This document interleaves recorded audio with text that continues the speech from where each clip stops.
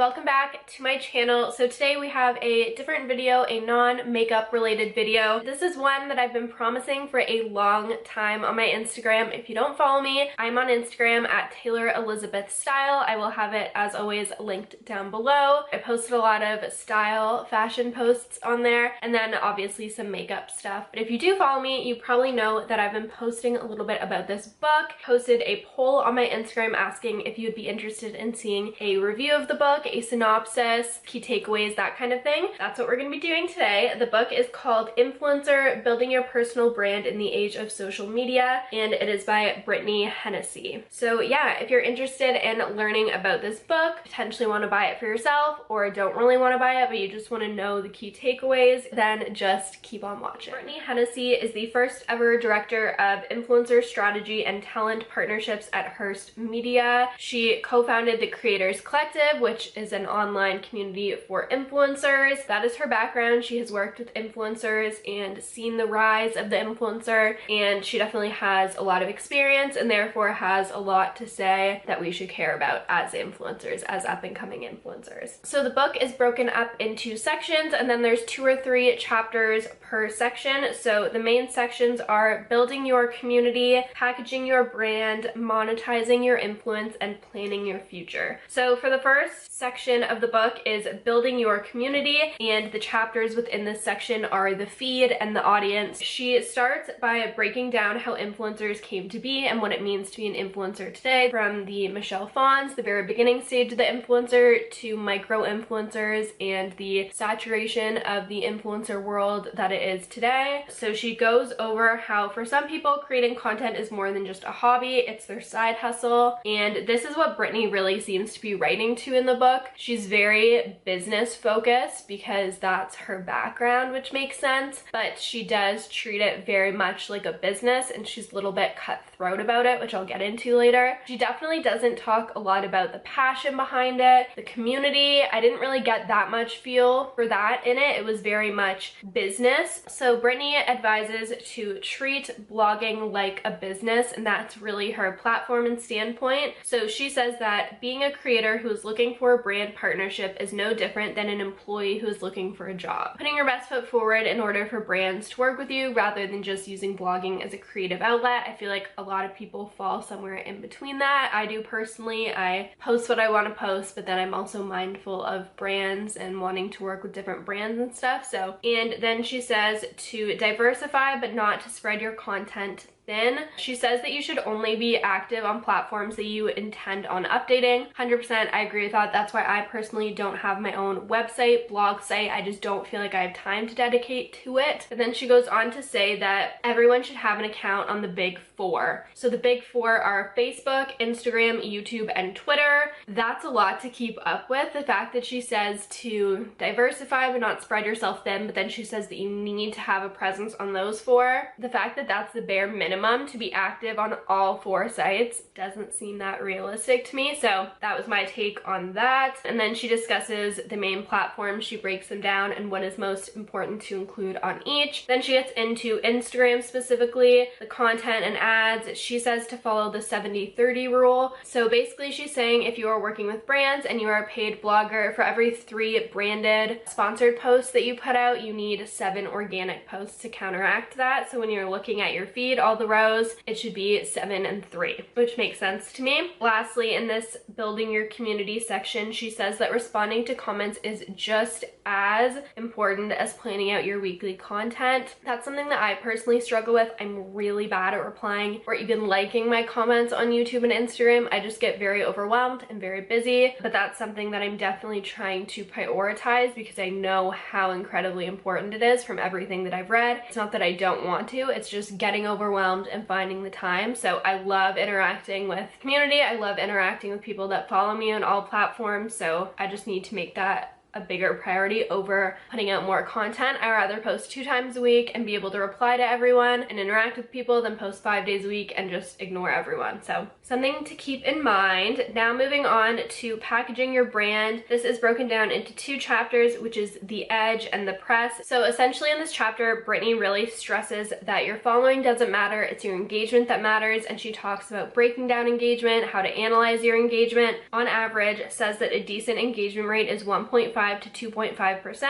but your goal should be to exceed 3%. This is from a brand perspective. So there are lots of sites online. I will try and link a few down below where you can calculate your engagement rate. I know that Social Blade does that. If you put in your Instagram, it will calculate your engagement based off your followers, your likes, and your comments. My engagement is typically around 9% on Instagram. I don't know if you can measure it the same on YouTube. You should be aiming to be higher than 3% is what she says. That's what brands like to see, so definitely try and focus more so on your engagement than your following. You don't want empty followers. She really stresses that, which is kind of a given, but if you're new to it, you might think that numbers are everything, and they certainly aren't. That is another reason why micro-influencing is on the rise, because micro-influencers have a much smaller audience, but they have way higher engagement rates typically. So it's something to keep in mind, and brands are starting to notice that, which is why they're moving towards working more so with micro influencers. And then she gets into paid content, working with brands. She suggests that if a brand is paying you to create content, you need to up your content. Don't produce the same quality with an increased budget, up your game. So if you're being paid $300 for a certain campaign, she suggests to hire a photographer. Take the next step. If you're being paid, you need to put in more effort than you typically would. And then she gives a lot of example brand pitches and emails. She gives an example email to reach out for a press release if you want some PR. And then she gives examples if you are pitching for a certain collaboration. And she gives some media kit information, what statistics are important to include and what aren't, and what a media kit is in general. So if you're really new to blogging, this book definitely isn't surface level. I would say that you need a decent understanding of blogging and the blogging world and some experience for yourself before you would go ahead and read this book. You could read this knowing nothing, but she doesn't really go into detail with stuff like what is a brand collaboration, what is a media kit, what is this. She just kind of says what to include in it. So you might need to do some research prior to reading this if you're really new to blogging. But if you are kind of been doing it for a little while, maybe you've had a paid gig, maybe you haven't, and you're pretty familiar with blogging, you've been doing it yourself for a while, posting photos, talking with brands, that kind of thing, then you should know what a media kit is, what a PR press release package is. You should know all that stuff. And then she really dives into the specifics and what you need to include in those emails and what you should be looking for and what brands are looking for. The next big section is monetizing the influencer. So the main chapters in here are the money, the contract, and the agent. This, of course, is very specific to if you've been blogging for a while and you have some experience. If you've had no experience, then obviously you won't need an agent, you won't need all these things. These are things that I don't even need yet, but it's interesting to read about and just familiarize myself with. But a lot of this chapter wasn't as applicable to me. Similarly to replying to all of your comments on all your socials, you need to answer all of your emails. This is something that I'm not great about. I know I have some emails from brands sitting in my inbox right now that I just have not had the chance to get to. I've been super sick. So definitely she stresses to answer all of your emails. And then she addresses approximately what you should be charging based on your following, your engagement, and your production quality. You can't charge just based on your following, you can't charge just based on your engagement, and you can't charge just based on your production quality. You need to factor all of those things in and then figure out how much you're worth. So there are sites and other resources you can use that I'll link down below that help you figure that out. And then she gives a lot more good negotiation examples for emails, so different email pitches. She gives a lot that I really enjoyed. And then she gives some information on contracts in terms of negotiation with brands, what's reasonable and what isn't. This is really important information if you're just starting to work with brands and you're just starting to get into monetizing your content and having brands pay you for your content. I'm just kind of stepping into that myself, and it's really easy for brands to fool you in a sense if you don't know what's normal or what you should be expecting to receive in return. There's a lot of gray area in the blogging world and with paying when you're just getting started. So reading something like this and having someone who's in a position, she's been through this before, she hires influencers day in and day out to represent certain brands, so it's good to hear from someone like that what you should put up with and what you should be expecting and what is fair for you to be asking of a brand as well. So I found that part of the chapter really helpful. And then in the last portion of the chapter, she gets into knowing when to hire out help and what is the difference between an assistant, a manager, a publicist, an agent, and an attorney. Again, this is much higher level stuff. This isn't something that really pertains to me, but it's still interesting just to know. The next main section of the book that she goes over is planning your future. This is a much smaller section, not as much specific information. It's more just testimonial based and inspirational, if you will. So she basically advises to go the extra mile with brands, sending a thank you after collaborating, sending extra content. If they ask for 3 static photos, maybe send them 5 options, just giving brands more options. Or if you agree to do stories, doing a static post, vice versa, whatever it is, just going the extra mile for brands really makes a difference. So she advises to do that when you can. And she advises to write down your biggest goals and work backwards. That one for me is a lot easier said than done. I think it's more about doing things on a day-to-day basis that you know will move you forward to where you need to go, and knowing where you want to go. I think that's important, but writing down your goals and working backwards is something that might overwhelm me. If that's for you, then that's her advice and that might work for you. And then she ends the book, this is the last quote. She says, "Go forth, conquer, create. Someone has to be part of the next wave of influencer icons. Why not you?" Overall, as I said, I think this is high level to a certain degree. If you're really, really into blogging and you feel like you know everything that I just went over, then this book probably won't be for you.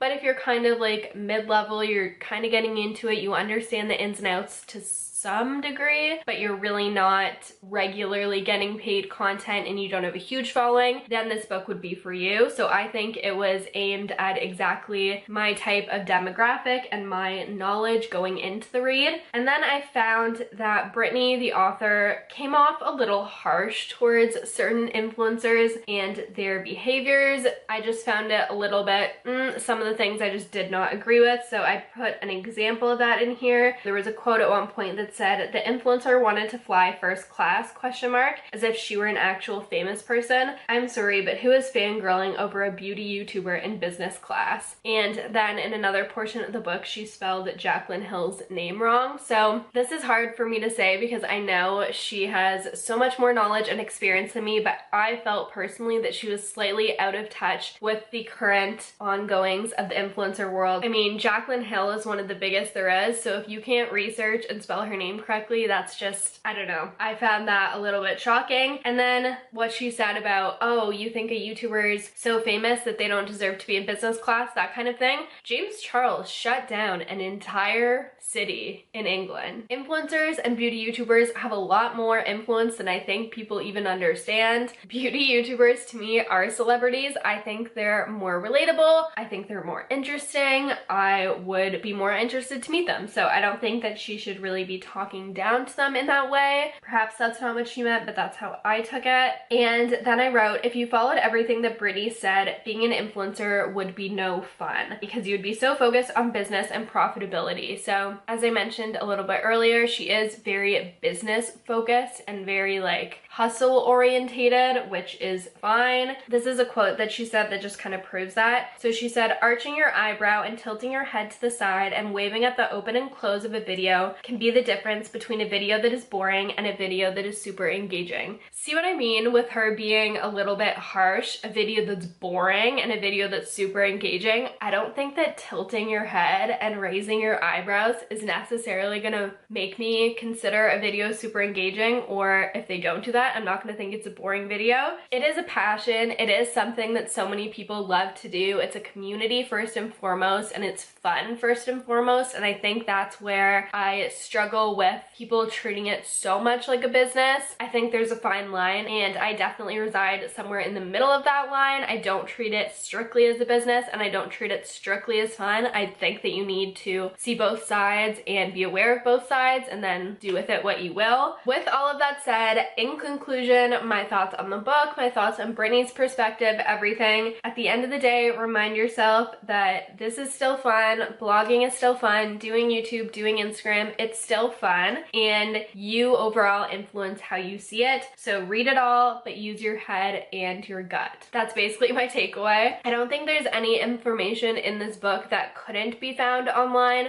but it's an easy read. You could easily read this in a day, and then it's just all in one place. I like having things hard copy that I can write in, take notes in, and then look back on later. So for the price, whatever it is, I think it's probably like $10 or $12 on Amazon. I think it's worth it. I hope you guys enjoyed this video. If you did, be sure to give it a thumbs up, a like, so that I know that you guys like these kind of videos. I would be very open to doing more book reviews. I love reading, especially I love reading things like this about the influencer world and marketing and social media, all that kind of stuff. So if you found this easy, if you found it easily digestible, if you found it interesting, if you learned anything, definitely like it and subscribe if you aren't already. As always, I hope you guys had an absolutely awesome day, and thank you so much for watching. Bye!